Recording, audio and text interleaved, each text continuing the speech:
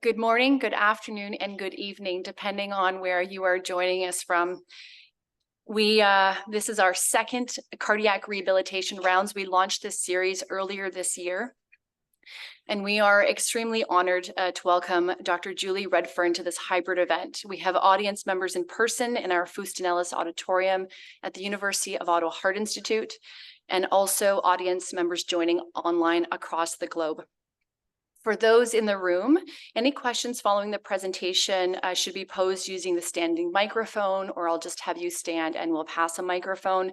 For those joining us virtually, you can submit your questions using the Q&A feature. We'll also be accepting live questions at the end, so please use the hand up feature and you'll be asked to unmute by the moderator. Please use the chat feature if you're experiencing any technical difficulties. Well, it's my distinct pleasure to formally introduce Dr. Redfern.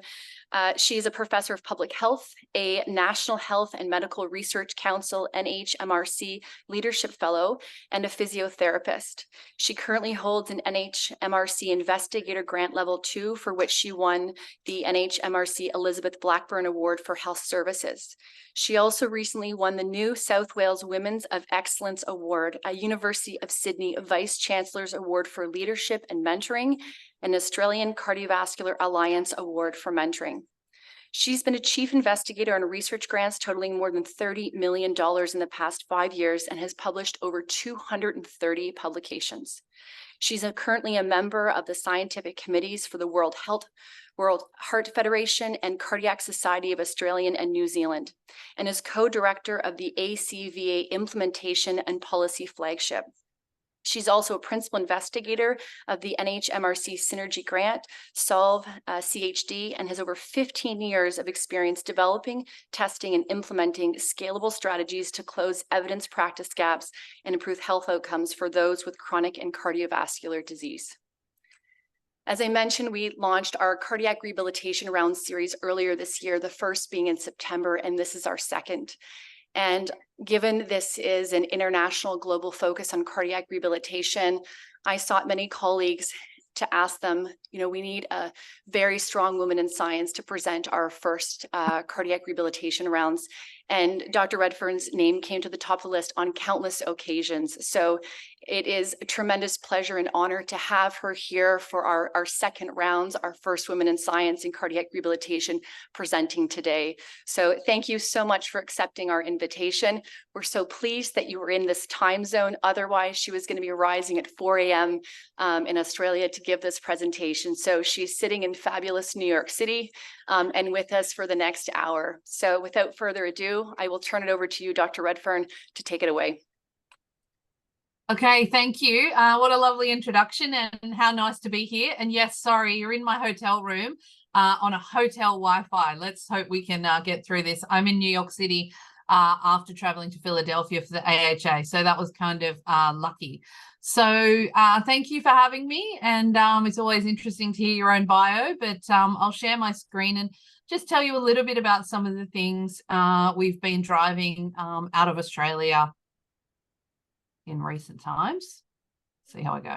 Okay, we're good. Now I'm hoping this doesn't drop out and I'm going to be able to get some sort of information if it does, but hopefully not. Has been good. Okay, so I'm going to tell you a little bit about our very large program we've been really driving out of Australia, and hopefully I'll leave some time for questions at the end.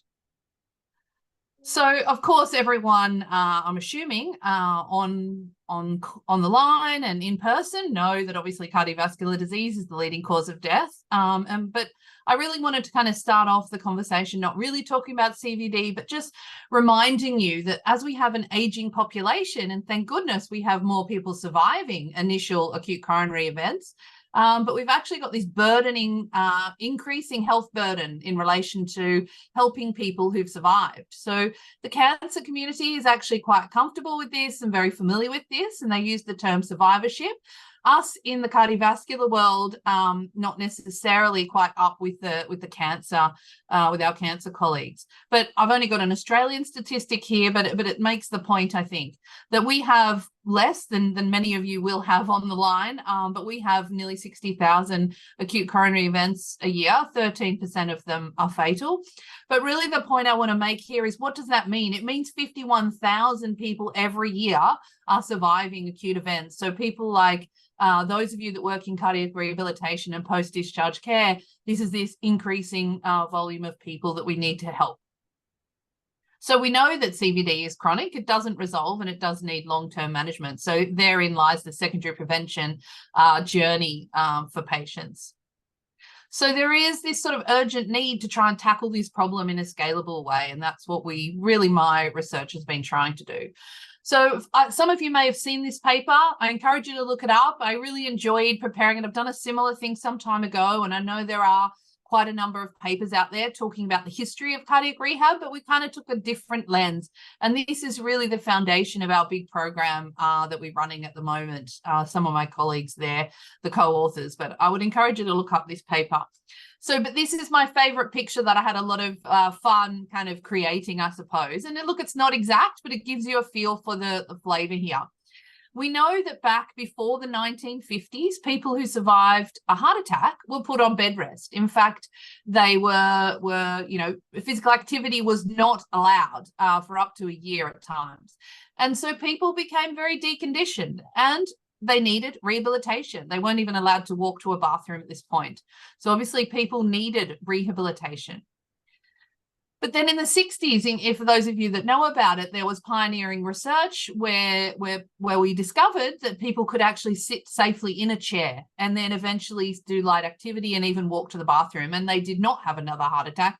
And in fact, over time, we've discovered that it's actually good for people to be active, as you all well know. So around this time, we had this large group of people. They've survived, they've been on bed rest or light activity of some sort, and they needed rehabilitation. So we started to see this emergence of initially inpatient and then outpatient cardiac rehab. But at the same time, we also were starting to see bypass surgery, needing long stays in intensive care where people were also very deconditioned. And of course, then we saw a little bit before this, of course, I mean, this is not an exact science, but we saw this proliferation around the Western world of these group-based cardiac rehab programs that we know and love, where we have increasing exercise and education. And I'll talk about, my journey back as a clinician working in rehab some time back. But then, of course, in the 90s and the early 2000s, bypass surgery became sort of the shorter stays in intensive care, and we saw the introduction of PCI or coronary intervention, and then day stays and much shorter stays in hospital. So this sort of deconditioning concept, it wasn't a thing anymore. We also saw the Framingham, better understanding, obviously, now by this point about all of the risk factors.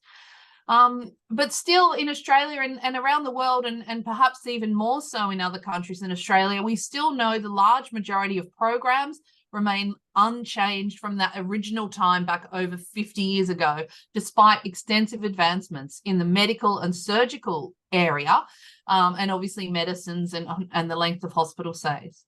Of course, in more recent times, we've had the COVID pandemic, which has seen some shift to more digital strategies, finally, but also we've had an enormous change in society, in language, in culture, and technology, and diversity, and all of the above. So just encourage you to have a think about that and really challenge yourself to think about the programs that you know and love and where you work. And not all and not exactly, but the very vast majority of programs are still following a program that really was developed over 50 years ago. So this is kind of the foundation of some of the work we've been doing. But at the same time, back in 1999, when I'd become trained as a physical therapist or physiotherapist, as we call it, in Australia and the UK, and I worked at this hospital here, Concord Hospital in Sydney, and worked and had a fantastic time running the cardiac rehab program at that hospital. And I met some of my colleagues down there, Andrew Majorana, Professor Tom Briffer, if you know him, and an interventional cardiologist, David Brieger. And I went to my first Australian Cardiovascular Rehab or Cardiac Rehab Association, ACRA as we call it, meeting back at that time. So I got my first introduction as a clinician and in the early stages. I had done honours in my undergraduate degree and knew I wanted to do research at some point. And around that time, I was kind of like this kind of, 2-year out physical therapist, working in this cardiology ward. And they had a journal club. And I don't know if any of you are familiar with this work by Haskell and colleagues. And they ran this project called the Script Project, where they did a clinical trial, 300 patients, and they really looked at a more individualized approach. It wasn't in opposition to rehab, but they found this very individualized approach was actually effective, and they used this sort of luminal narrowing. Now, the reason that I find this really interesting now is that I was really petrified to participate and be the speaker at the Cardiology Department Journal Club back in 1999, where I presented this particular paper as the paper that I chose to present.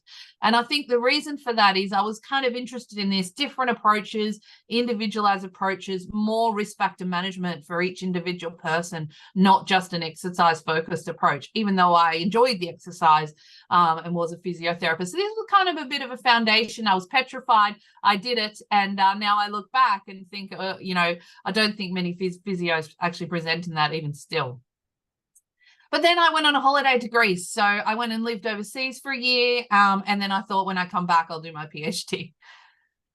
And so this is really kind of when I did my PhD, I did get a scholarship from the Heart Foundation. I did it at Sydney University, but Ben Friedman, Tom Briffer, and Elizabeth Ellis were my supervisors. But I always had this kind of focused on a more patient-centered, we called it modular. So people would sort of be able to select risk factor modules based on their own preference and needs. Because I really had this kind of patient-centered thinking where I really wanted to think about these overwhelmed people. I'll do this, do that. You got to come to this. You got to come to that. You got to be at the hospital at 10 o'clock in the morning. And I just really wanted to tackle that issue of those, in fact, not going to the traditional cardiac rehab program. So that was back in the time, that was the foundation and the focus of my PhD, which feels like a long time ago now. So then this was one of the first papers that we published, and we looked at the risk factor levels. This is only in an Australian cohort, but we looked at those, their knowledge and their risk factors, the ones not going to rehab. And what we actually found in this paper, which may or may not surprise you in some way if you actually think about it, but those not participating in our traditional program actually tended to have worse risk factor profiles and poorer knowledge of risk factors, which was concerning to me and has been the foundation really of all of my work since that time. I should say my PhD was 2003 to 2007, not 1993 to 1997. That was my physiotherapy degree. So there was still this flavor of patient-centeredness. What about the people who we don't see coming to our regular programs? And then if you've seen this paper, this is quite an interesting study that we did really as part of my PhD. I led and developed this choice program where patients, a little bit flavored on that script model, and you can see, I think, these different things fitting together. But at this time, there was telephone support, and people would choose which risk factors they wanted to tackle and how they wanted to tackle them with support and advice. You can look up the paper. I won't go into the details, but basically we did find that allowing people to have choice in their own path actually, lo and behold, was helpful. And I did present that work. It's published in Heart, and I won a couple of awards for that clinical trial. So it was really nice for me to do a kind of impactful clinical trial in my PhD because I learned a lot about clinical trials. So then I'm just kind of talking a little bit about my journey here. It doesn't cover everything, but I got the opportunity to be involved in what we called a snapshot ACS study in Australia and New Zealand. And what we did is we looked at routinely collected data for every single, the goal was every single patient admitted to an Australia and New Zealand hospital in a 2-week period and collect data about them. So it was kind of like going for this very generalized, big approach, but in every patient, but only in a 2-week snapshot. I think other studies have been done. But why that was important for me was, I got very connected with all of the leaders, the cardiology leaders in Australia and New Zealand. And we collected data for nearly 4,500 patients. And I was able to get to know a lot of people. I ended up working at the George Institute at that time, for those of you that know it, for my postdoc, and was lucky enough to get a fellowship from the NHMRC. The NHMRC is our National Health and Medical Research Council, so our government, federal government funded research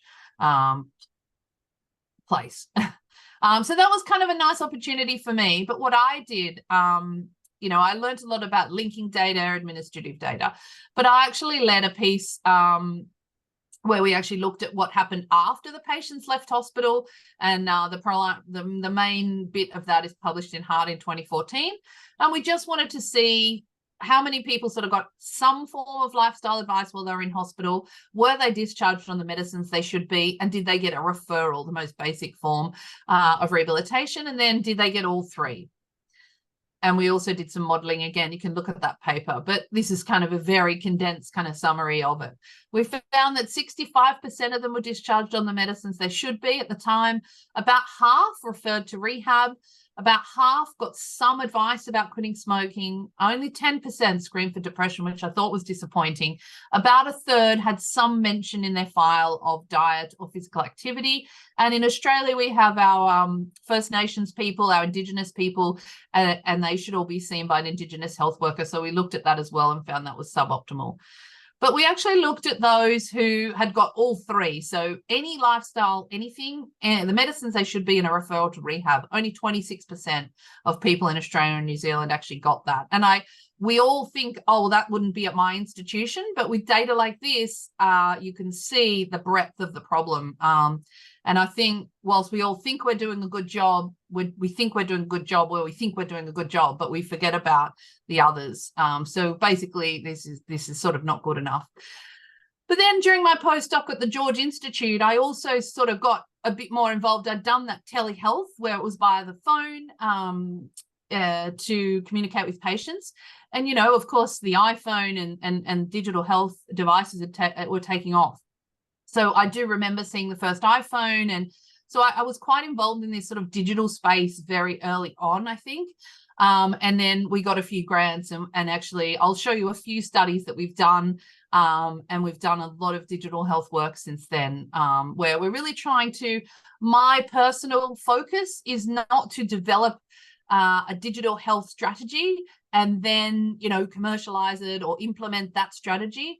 My personal interest and goal is to generate knowledge about digital health strategies, what helps, what doesn't, so that other people can take them and build things. So I don't see myself as the entrepreneur commercialization person. Other people do, and that's what we need. So I like the research, the knowledge gain.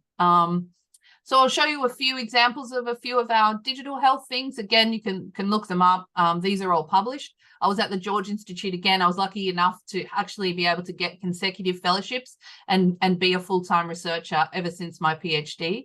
But this was a study we led, also funded by our National Health and Medical Research Council, where we developed this system called Connect.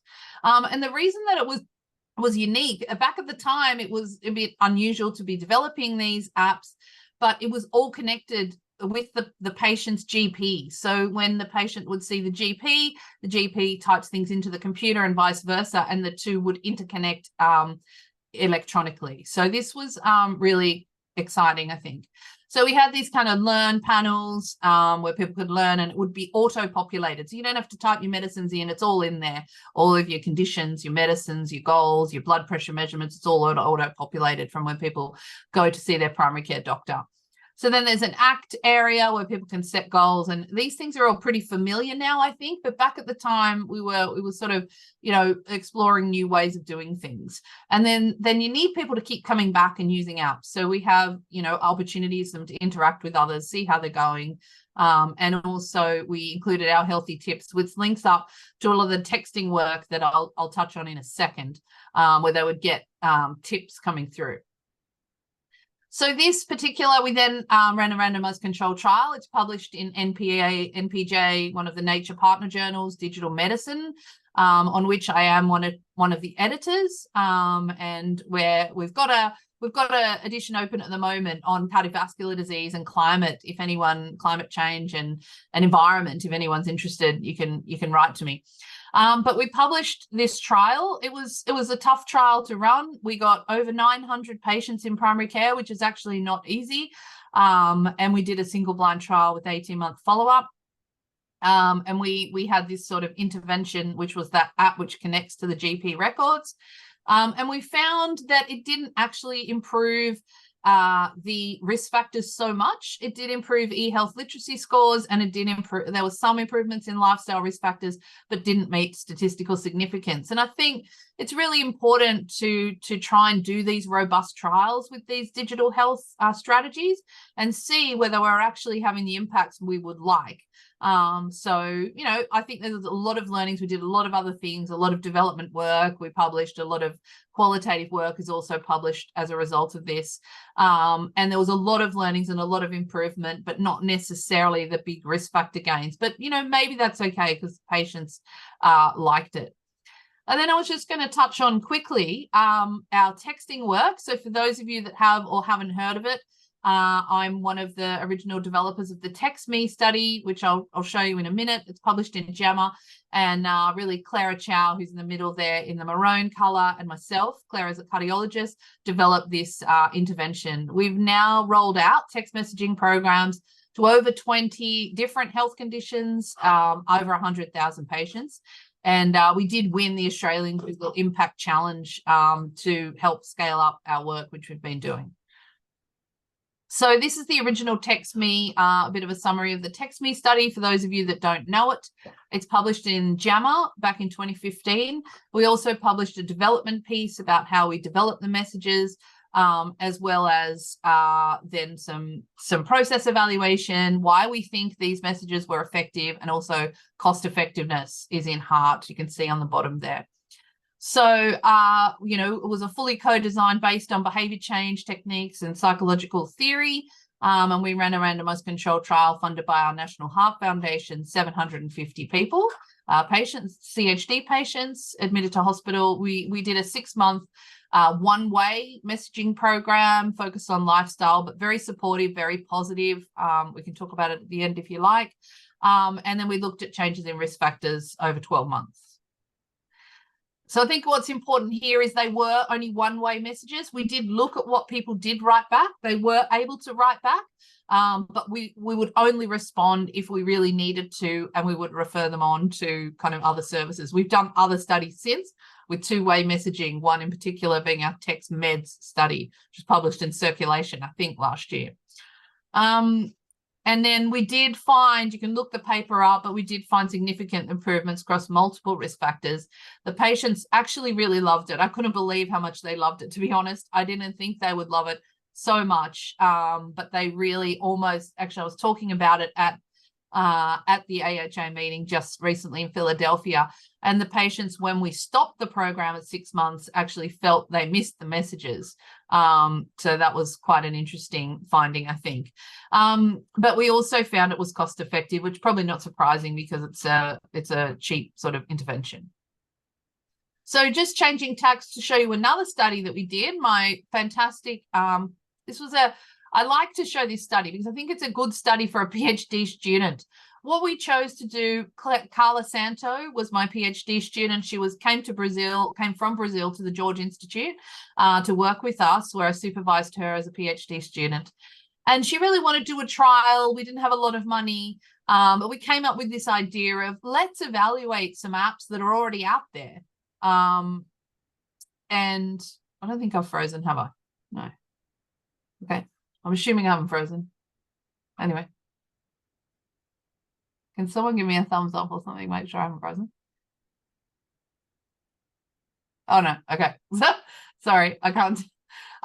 Let me go back. Okay. So Carla did have this idea we would evaluate what's already available rather than making a new app. So she published this amazing review of apps to look at which ones were good quality, and that's you can find her online. I'll find it associated with one of my papers. I think it's in JMIR. But then we chose this randomized controlled trial with 3 groups. We had a control, no app. We had what we called a simple app, which we used a systematic process to identify, and a more interactive, complex app. And we wanted to explore something that was publicly available. We did get a small grant from our National Heart Foundation to do this. What we actually found was that the apps did improve medication adherence, but that the more complicated app was no better than the more simple app. So I think it's a really nice example of a nice trial where you're using what is already out there and evaluating it. And B, the finding, which I guess is not surprising when you think about it, but as health professionals, we want to make things very complicated and we think that's better. But in actual fact, the simple was no better than the complex. But you having an app did actually improve medication adherence. So then cutting to 2 very different studies again, both funded by our National Health and Medical Research Council, 2 primary care studies, and started to move into bigger trials using data. So both of these, the Torpedo and Quell studies, David Pires, my colleague, led the Torpedo study, myself leading the Quell study, which isn't quite finished. Both cluster trials, so we randomized by the primary care practice, and in one 60 practices, in the other 52. In Torpedo, we've got over 38,000 patients. In Quell, about 14,500 patients. The Torpedo study, both studies are fully automated. All data is collected via extraction and linkage. No patients are seen on an individual level. Both follow up the patients for 24 months. The Torpedo study is really focused on GP or primary care provider decision support at the point of care. And the Quell study is focused on a 12-month data-driven quality improvement intervention. And it's worth noting that because we're now duplicating that Quell study in cardiac rehabilitation, which is called our Quicker study, which I can talk more about later if you like. So the reason this is important in rehab, when I was a child, and I'm not sure the countries where everyone is from, but back in the day when I was a child, I would go to the GP and someone would get out my card, the nurse at the front, and then the doctor would write things down about me, clip it back together, back into the hard file. And certainly in Australia and many other countries, we're still doing, of course, in primary care, that's all electronic. Well, certainly in Australia anyway, you'd never, all the scripts, everything is electronic. But in cardiac rehab, we're still sort of doing this approach. Yes, we scan that piece of paper and send it down to medical records, but we found recently that 70% of our rehab programs are still writing on pieces of paper, which is something we then can't use that data to do quality improvement using data like I just presented in those 2 studies. So that is a big driver of the work we're trying to do, help get everything more electronic so we can then use it to improve the quality of what we're doing. And this is the collaborative quality improvement. Many of you will have heard about it. This is the intervention in our Quell study. It has been done particularly in primary care, but obviously plan, do, study, act cycles are the idea. And we are duplicating this in cardiac rehab at the moment. We've got the ethics, but we haven't started recruiting. So basically you set a goal where you might want to use the data to improve the assessments and management. So you might say, or you might do in cardiac rehab the percentage referrals, for example. So you set yourself a goal. I want to get to 80% of patients getting referred. And then you sort of do these cycles using that data where you implement strategies locally. And you use your data to monitor your change and benchmarking and things like that.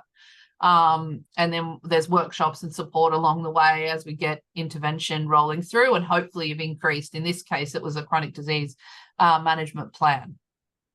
But that's data-driven quality improvement, which we're doing some work on.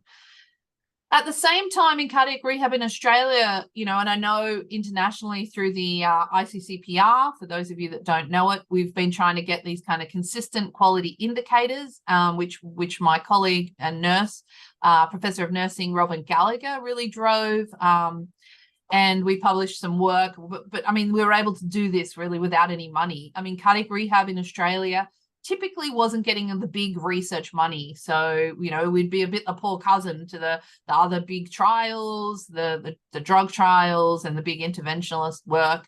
And so, we did this on a bit of a, smell of an oily rag kind of thing.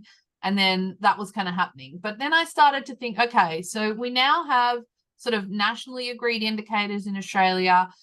myself and my colleague, particularly Tom Briffa, for those of you that have heard of him, had the collaborations, the partnership and the grant success now to be competitive with the big players for the big money.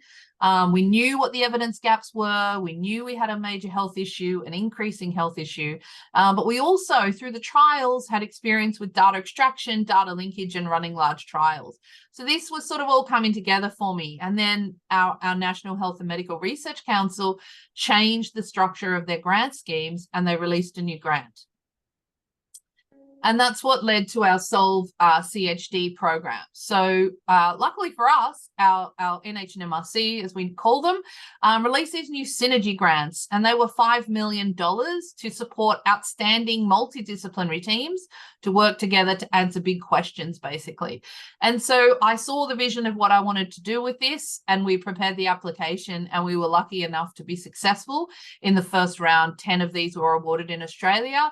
To date, we've still got the only cardiovascular one, and I'm really proud that myself, Robin Gallagher, and Tom Briffa are the top 3 investigators, and none of us are actually medical professionals. We are a nurse, an exercise physiologist, and a physiotherapist. So I think that's something to take some confidence from, and so we've been able to play in this big environment. Now this has become a huge program, and I'll tell you a little bit about that before we finish and take some questions. These are the people that we're working with on our Solve CHD team now. Of course, when you get some money, you can grow what you're doing. The real vision is to optimize that after hospital care and reduce that burden by integrating data technology partnerships, but also capacity building. And that's what these grants are for. And it really comes back to that first series of slides that I showed you. How do we kind of do better after people leave hospital? So we've kind of got 4 major areas that we're working on. One is to facilitate that kind of national system in Australia, led by our state governments, I guess, to collect data, to use it and develop a reporting platform, and then to drive sort of data-driven quality improvement where you compare programs, states, and then countries, which is where we're moving now, which is good timing for this presentation. But we also supporting innovative research projects and helping kind of boost the work going on in this space in secondary prevention and cardiac rehab, but also identifying, cultivating multidisciplinary research capacity. So I'm not sure about your countries. I'm happy for people, be interested to hear what people say at the end. But, we have been, as I said, the poor cousin, but now through this program, we've really uplifted the research capacity in this area, which is really exciting, I think, and something that I've really enjoyed doing. We also have a national network, but it's not national anymore. It's international. I'll show you how to join that in a minute, where we kind of want to have everyone a bit together and a bit united to tackle this problem. Actually, Joseph Wu, who is the president of the AHA, I so enjoyed his presentation in Philadelphia last week, where he spoke about working together and how important that is to collaborate if we're going to move forward. And so this allows everybody to kind of be aligned, but boosting everybody else up, which has been really exciting and effective at so far. So this is a little bit about what we've done. This is our website. So you can go to our website, you can join, it's free. You just put your name down and you can see some of the things we're doing. But just to kind of give you a bit of a flavor, we've got a real focus in Australia at the moment on early career researchers. So those people 5 and 10 years postdoc. So we've been able to support 8 such full-time funded people, as well as 7 scholarships for masters or PhD in the area of cardiac rehab. Our network has now over 310 members, but we're getting more and more members all the time. But we also are affiliate of our National Cardiac Registry, which is great. But we've been doing more global work, which is kind of timely, I guess, for this talk. Fortuitous. We already interact and are supporting the Intercept team. If you haven't heard of it yet, you probably will in the next few years. David Wood, Professor David Wood, the preventive cardiologist from the UK, is actually one of our chief investigators, and he and his team have developed an app for cardiac rehab known as Intercept. It's just been pilot tested at the moment, but you'll see and hear more about that, I'm sure. And we are doing a lot of work with the ICCPR. So I'm not sure who's online from the ICCPR, but Gabriella, so the international sort of cardiac rehab collaboration, We've been collaborating and we've supported 20 training scholarships so far to help people be trained and get accredited in cardiac rehabilitation, which has been fantastic. We've been using some of this money to help get people upskilled, which we're really happy to do. We've been spending some of our money on this kind of activity. We've been running some events at the ACNAP, so the ESC ACNAP event in Scotland last year. But we also have a new and exciting grant application that went in only last week, where we want to, learn from the ICCPR and potentially do better with the PROMs and the PREMS element there, and using the system and the data and share our data internationally so that we can try and lift this space. So that's exciting. It's only under review. They're always hard to get. We've also, I'm connected with the World Heart Federation. If anyone wants to write to me about that, I am on the science committee. I'm sure some of you out there, I'll have a look at your names when we go to the Q&A, but I just was the chair of the Emerging Leader Program for the World Heart Federation in Sydney, Australia, a month or so ago, and a number of people, including myself and Gabriella from Cardiac Rehab, have been emerging leaders in the past. It's a fantastic program. So I'd love to see more cardiac rehab community being involved. So I know a lot about that program, and also an author on the digital health roadmap, but there's also a secondary prevention roadmap coming out by the WHF. So you can keep your eye out for that. I don't know when that's going to be launched, but I would say within the next 6 months. But the other exciting news, you heard it here first. I did say it at AHA last week, but we're going to hold a joint Global Cardiac Rehab Summit as part of the ESC meeting in London next year.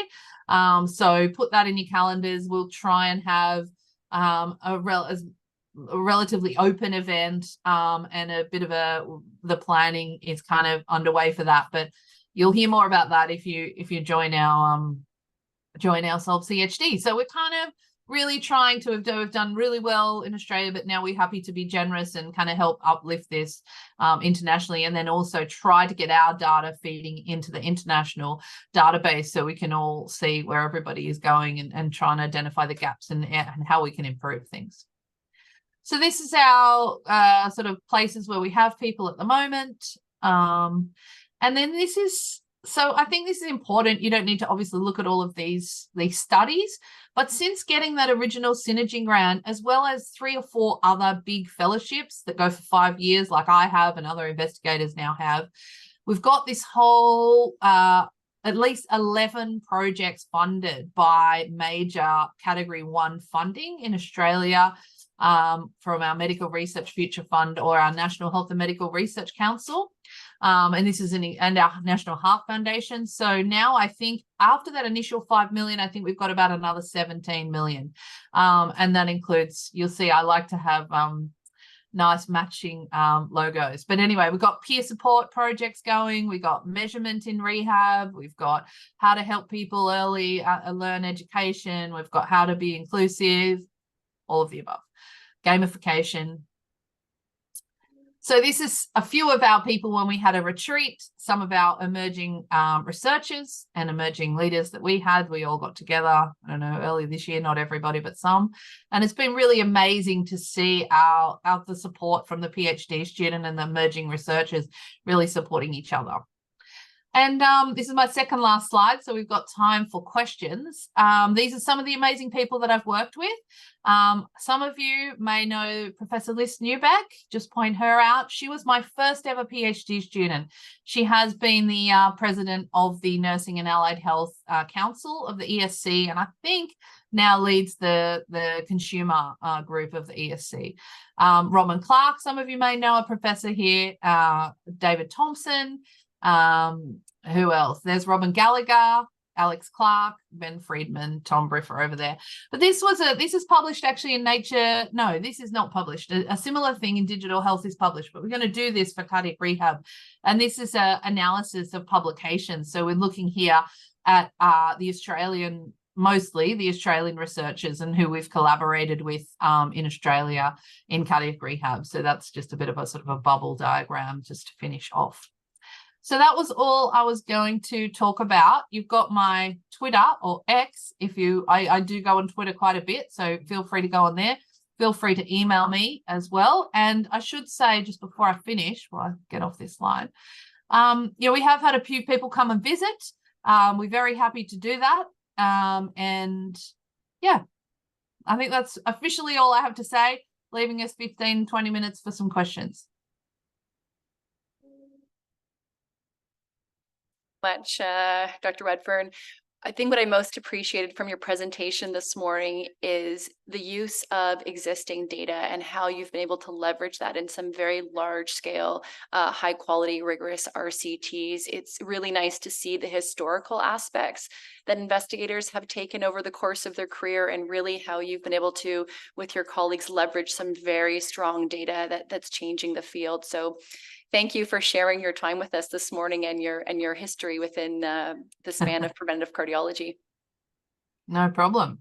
Happy to take any questions. And it's kind of nice when you see, I think the timing in this area, it's a really important time for us in this space. I think it's time for us to speak up about, how we can be, grow what we're doing, improve what we're doing, and compete at that high level for the funds we need to build high quality research. I totally agree. It used to be sort of I said it a few times, but a bit the poor cousin. We really, I think we were in a good position now to leverage what we've done all around the world.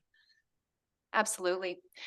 What I'm going to do now is, for anyone that's attending in person, just to make your way over to the microphone and to line up there for questions. And then those online, I'm just going to go through the questions. I see a hand from Dr. Liu, who is our Chief Scientific Officer here at the Heart Institute. Peter, I'll let you go ahead first there.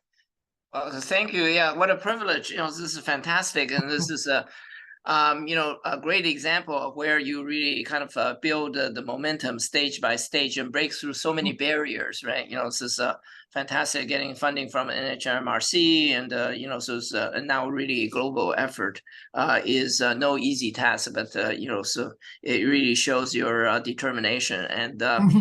And also, very engaging, obviously, personality and the science as well. This is this is really actually cutting edge and very much aligned with the areas that we're pushing as well, in terms of global collaboration and the ability to actually take science evidence into practice. Maybe just a couple of follow-up questions. One is that the challenge sometimes is that you develop the evidence, and the key is really be able to scale up, apply to different health systems. And of course, the health systems quite often have their own priorities, and nowadays, maybe in Australia it's the same. In Canada, a lot of the health system is politicized, so the priorities sometimes don't necessarily match in terms of what the population needs are. So the ability to actually engage the health system so that the best evidence, the best programs, in fact, gets incorporated, and therefore, scale up and have that impact. A more practical question I want to follow up is exactly kind of the point you were making at the end, in which your global effort. We're very much interested in terms of collaboration, have trainees being trained, let's say, jointly or participating in these programs. So are there any sort of practical tips in which we can take advantage of obviously the amazing things you have built up? Yeah, awesome question. So I'll think about the first one first.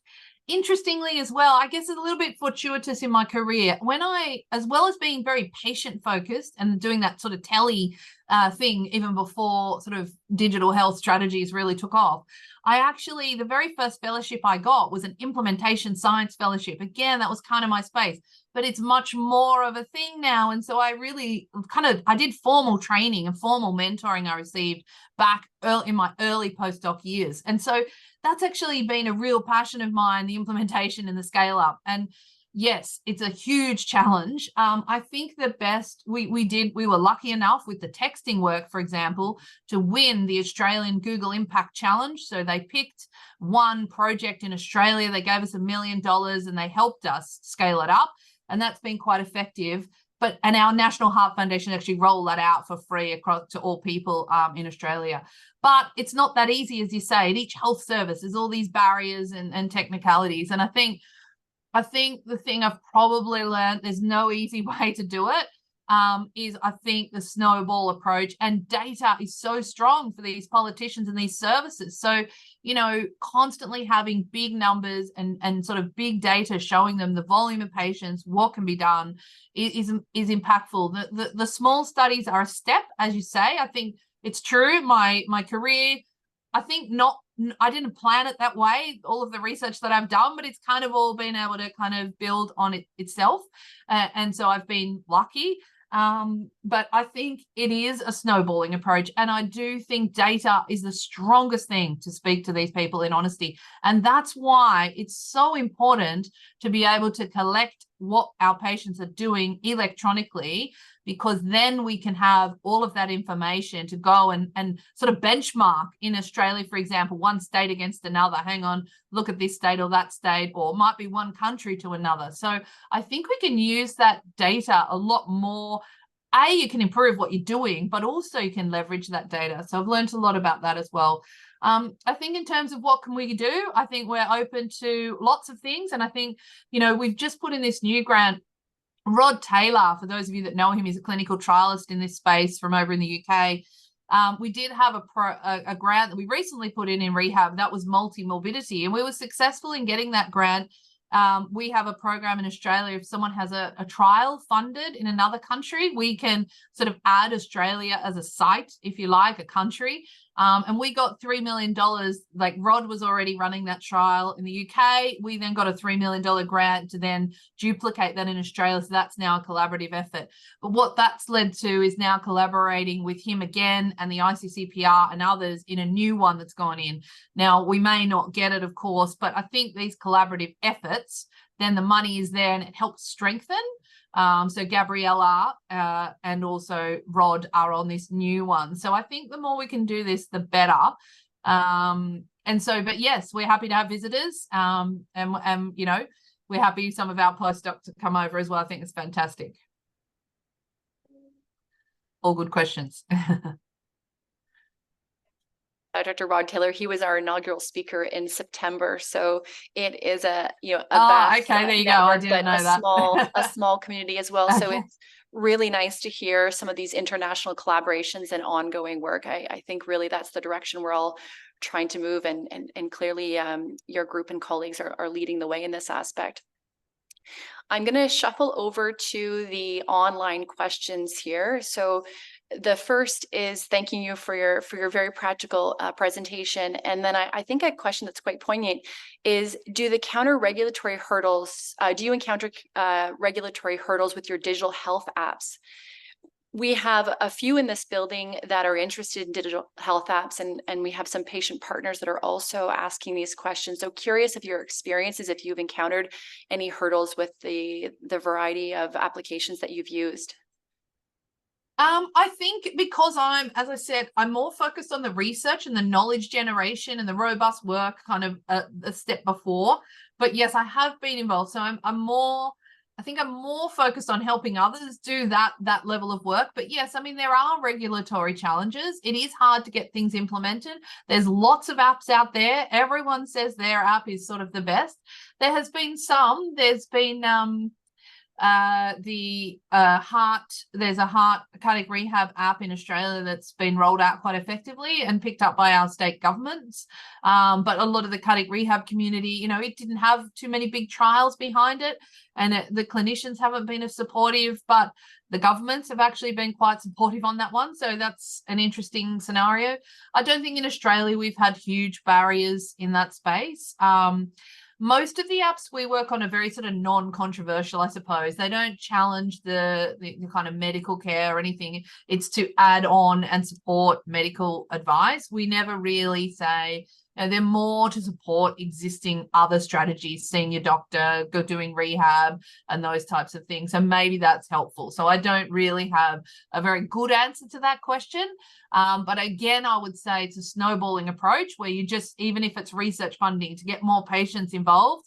And then, you know, then you can say, look, then you've got more data, more people like it, more, everything leads to more. I think snowballing, I think, is what I would go for, but it is a challenge. And it's hard when you're up against, you know, big pharma with drugs and medications, and obviously they're very effective, but there's a lot of other strategies that we need as well. Even drugs themselves, you know, medications, you know, unless a person actually takes them, then they're not effective. That's my kind of thing. I usually say to people, well, you can make all the medications that you like, but unless you can get the person to take it, they're totally ineffective. So that's a behavior change strategy in itself. But it is a challenge when you're up against this big money in other areas. Yeah. And along that same vein, we have a follow-up question regarding apps, but specific to mental health. And we have a fairly large, you know, psychosocial group within our institute as well, our skilled clinical psychologists and social workers that are in the program. The specific question is, you noted that you were disappointed about how depression was assessed in an earlier study. I believe you had indicated 10% of uptake in that earlier slide. How are the newer apps addressing the psychosocial needs, anxiety, depression, trauma, sleep of cardiac patients? Yeah, I mean, it's a good question. There's lots of other different apps out there. I mean, I think the first thing we need to do is sort of screen for people, and even not screen. I mean, everyone who's had a cardiac event, you can assume it's highly likely that, you know, they will be feeling some level of anxiety or whatever it might be, all the way through to extensive depression.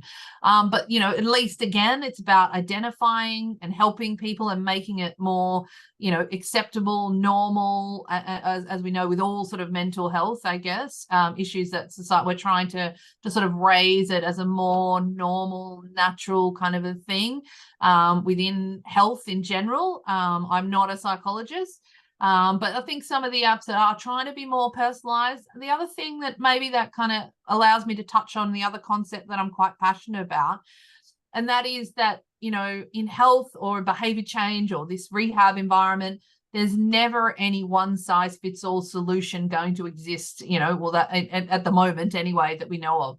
Everybody is different. And I think mental health speaks to it really well. Every human is different. Every one of us listening to me talk today will respond differently if they need to stop drinking coffee, stop smoking cigarettes, or they're feeling depressed. Each of us will need a slightly different nuance. And so having a whole suite of strategies that people can, you know, tap into the one that's more effective for them. And I think that goes for mental health in particular, probably as well, where someone might want to be all open and you know, public or something. Someone else might be quite private in how they want to manage it. I know there's some evidence that, you know, some of these, you know, texting or these apps where people can just be on their own with those systems is actually quite effective. But then other people like going to a psychologist or a group-based environment like cardiac rehab. So I think for me, I am passionate about everybody being able to tap into a variety of different things. I don't have the specific answer on mental health, but it is a huge problem. One of our PhD students is working in the brain fog space. So, you know, that sort of confusion, I think it's a bit like with the COVID, you know, when you felt like you were a bit spaced out, that brain fog space, I think, is another under sort of researched and sort of spoken about area. So he's Joe Weddell is working a bit in that area. So I think these apps, there is a place, but it won't be the answer for everybody. And I suppose that's a consistent theme of all of my work as well, though, that some of the digital things will work for some, but not for others. And that's okay. Whatever we can do to help people is where we should go. But again, not my specific area, mental health exactly. Perfect. If we can squeeze this in before we let you go, and that is, you've demonstrated some excellent outcomes with your digital health applications in your trials, and especially targeting the primary care setting. I'm wondering if you have thoughts or a recipe for success on how we enable those technologies to be supported long-term beyond kind of the funded trial aspects. You know, you demonstrate the positive outcomes, but then how do we maintain that infrastructure longer term? And I think there are a lot of similarities between Canada and Australia with landmass and, you know, population spread out over, you know, very large areas. So how could we potentially use that longer term without those regular infusions of funding from grant applications? Yeah, absolutely. So I think that's where the primary care. Now, I'm not sure in the other countries or in Canada, so correct me if I'm wrong. But in primary care now, it's all consistent. Everything pretty much is digitalized, and every kind of thing, you come in, your blood pressure, they type it into a specific box so you can specifically pull out what the blood pressure levels are of your total cohort at any one time, and you can then use that information to proactively identify every patient who's got high blood pressure who's not on the medication they should be, so they can run obviously reports. But we can't do this in cardiac rehab at the moment because it sort of sits in Australia between primary care and hospital, and it kind of drops into the chasm that exists between the two for us anyway. And so I think the data is actually the answer, and then routinely collecting that. So when I go to the GP, I measure your blood pressure, here it is, you're going to the US, or, whatever, or you've had your COVID vaccine, it all goes in there. And then we put that data can be analyzed at the practice level, at the, bigger level, we call them health networks in Australia, but state level, national level, but because it's routinely collected. So, it's just as easy now to sit at the GP and they type something in, as opposed to write it on a card. And so I think being able to move there routinely opens up enormous opportunities for quality improvement, but also benchmarking and trying to identify and improve what we're doing. Until we go there, it's going to be challenging, I think, because we're working within the space that we've got. Our other big challenge is to get that denominator. So it was only Rod saying to me the other week, what's the denominator of patients in a hospital, in a state, in a country who should have had one of these rehab programs? The other thing is, I touch on it in that Frontiers paper. It's all well and good with the traditional program to say we need more referrals and more completions, but I've actually roughly back of the envelope did the maths on the target for that in Europe and the US. If we were to, increase completions to 70% or something of all those eligible, it would be billions and hundreds of billions of dollars to run the traditional program. So we do need to think of other ways of doing things. And I do think data can help us with that. And so that's what we're trying to do in this new grant, is actually help improve that routinely collected data and then sharing and benchmarking that. And then, you can get used to doing that and running reports and things, I think. It's not the only answer, though. It's a good one. Well, again, thank you, Professor Redfern, again, for spending some time with us this afternoon. Really appreciated your global insights. I find it inspiring and motivating to see what's been done in the Australian context and spanning out across the globe. So on behalf of the Heart Institute, those sitting in the audience, those online, and we have many registrants for this presentation today across the globe, we just want to say thank you. And I hope you enjoy your time in New York City before your short flight home. Yeah, and just write to me, message me on Twitter, and let's catch up when I get home if you like. I'm happy to communicate with anyone who wants to collaborate or see how we can share and learn from each other. Be fantastic. Yeah, thank you for your leadership and inspiration. Yeah. No problem. Thank you for having me. Sorry I'm not in Canada. Gotta come. Great. Yeah, exactly. Okay. Okay, well, thank you so much. Thank you so much. Yeah. Bye. Nice to talk. See you.